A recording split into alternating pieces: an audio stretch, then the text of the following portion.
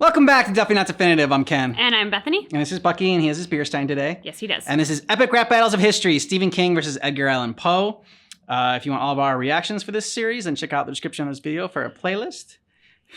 He's got his eyes closed as you were rubbing his ears. I mean, he was in heaven.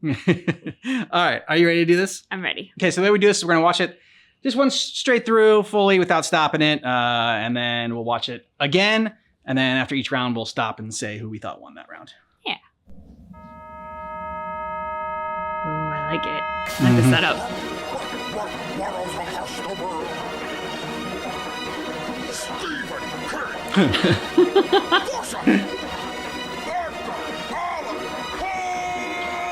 Once upon a midnight dreary, as I spit this week and weary, I will choke this joker with a trochee till his cheeks are teary. But y'all don't hear me, all should fear me.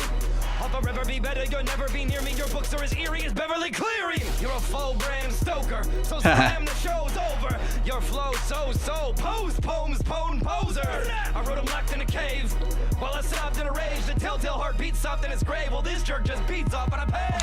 Talk shop, you got that fun. Go back to Hot Topic and shop for a time. It's a melancholy alcoholic laughing stock. In the King's Den, I watch the castle rock. Pouty little poet with an opiate affliction. I'm a workaholic with a fiction addiction. Make a dedicated reader shivery and jittery. Feel that rage and misery. You better start running, man. Yeah. Poo-po, I'm a mad dog. Think shiny. Cujo. Tommy knock you out. Stand up. You're as soft as Poe, the Kung Fu Panda. Racks on racks, cause I pen fat stacks of frightening writing. Have you seen the pile? I can even take a break from my routine style. Crank out a Shawshank or a Green Mime. Mask of the Red Death, Lily Blood Curd, hitting the pendulum. Not even unnerving. Perving on your first cousin when she's 13 years old. Now that's disturbing. Even you were trying to do it, I've really living through a misery and poverty and family woes. Holy crap. I see through you like pantyhose. Do a Chappelle and Simpson cameo. If you're gripping on a weapon, then you better get a step in if you're messing with the horror. Damn, lord. it's In a minute, Yeah. I'ma hit him, cut him into itty bitty bits, and I'ma stick him in the floorboard. Oh, Speaking okay. of bored, you're the worst. Dropped out of school, but you can't drop a bird. I could've struck big time better. In 8 bars, I can write a whole bestseller. I'm so prolific, sickly goblin won't be bothering me. I'm on a covering spree, and I'll be smacking you with any of the big thick bars in my big dick bibliography. I'm Thor with the blood and gore lore galore that'll horrify a reader to the core. Fame, money, talent, success, you'll always have less.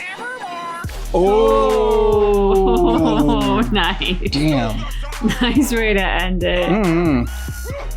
All right. Ready to do this?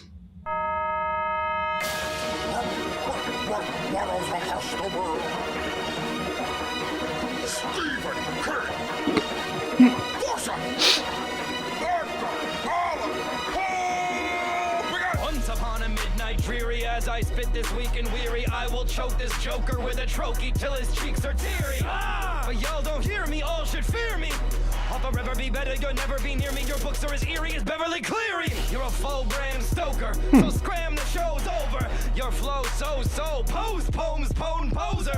I wrote them locked in a cave while I sobbed in a rage. The telltale heart beats soft in its grave. Well, this jerk just beats off on a page. Talk shop, you got that fun. Go back to Hot Topic and shop for a time. There's a melancholy alcoholic laughing stock. In the King's Den, I watch the castle rock. A little poet with an opiate affliction. I'm a workaholic with a fiction addiction. Make a dedicated reader shivery and jittery. Feel that rage and misery. You better start running, man. You're in deep poo-po, I'm a mad dog. Think shiny. Cujo. Tommy knock you down till you can't stand up. You're as soft as Poe, the Kung Fu Panda. Racks on racks, cause I pen fat stacks of frightening writing. Have you seen the pile? I can even take a break from my routine style. Crank out a Shawshank or a Green Mime. Mask of the Red Death, Lily Blood Curd, hitting the pendulum. Not even unnerving. Perving on your first cousin when she's 13 years old. Now that's disturbing. Even you pretend I mean, I feel like the 13-year-old cousin one kind of wins that one for Stephen King for me. And I mean, more familiar, I guess, with his works. Just like all the, because he has so much that he's written.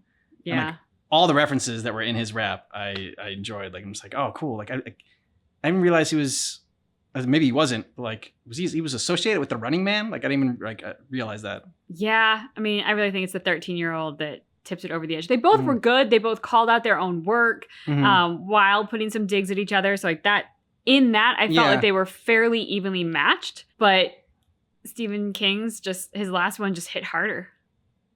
I mean, it's the one that makes you go, ooh, like you know, it makes you all uncomfortable in the audience. So he gets that point. And calling out his opiate addiction. And so. First cousin when she's 13 years old. Now that's disturbing. even you pretend to do it, I've really living through a misery and poverty and family woes. I see through you like pantyhose. Do a Chappelle and Simpson cameo. Love that. Even if you're gripping on a weapon, then you better get a step in if you're messing with the horror lord. In a minute, maybe I'm Speaking of bored, you're the worst. Dropped out of school, but you can't drop a burn. I could've spent that time better. In 8 bars, I can write a whole bestseller. I'm so prolific, sickly goblin won't be bothering me. I'm on a covering spree, and I'll be smacking you with any of the big thick bars in my big dick bibliography. See, I'm the author with the blood and gore lore galore that'll horrify a reader to the core. Fame, money, talent, success, you'll always have less. Nevermore. Hey, yeah. Again with the final line. You'll always have like fame, talent, success. You'll always have less, never more. I mean, Stephen King for me, just kind of crushed this one. Kind of stomped Edgar Allan Poe. I gotta say though, hats off to Edgar Allan Poe. That was fucking fast. Yes. Like, whoa. The rapping was crazy impressive. Yeah. And I think that, again, they had a lot of good jabs at each other that seemed fairly evenly matched. But Stephen King's last line, and then what really got me was the big dick bibliography. I was like, bravo. I was like, yeah, that kind of put it over the edge for me into Stephen King's camp. And I mean, while a double time, like a triple time, whatever, the fast rapping is cool and it's super impressive, but it also kind of puts you a little bit of a disadvantage. Unless like we're stopping it like after each bar and like really dissecting what he says, because it goes so fast that it's really tough to keep up with. Even on a second watch, it was tough to keep up with. I think I got more of it. I did the classic like floorboard and putting one underneath there with the heartbeat and everything. So I mean, Edgar Allan Poe was good. I had some fun lines, and both actors did a great job. But both rappers were great. But yeah, for me, just hitting a hardest, Stephen King just finished both of his verses just like perfectly.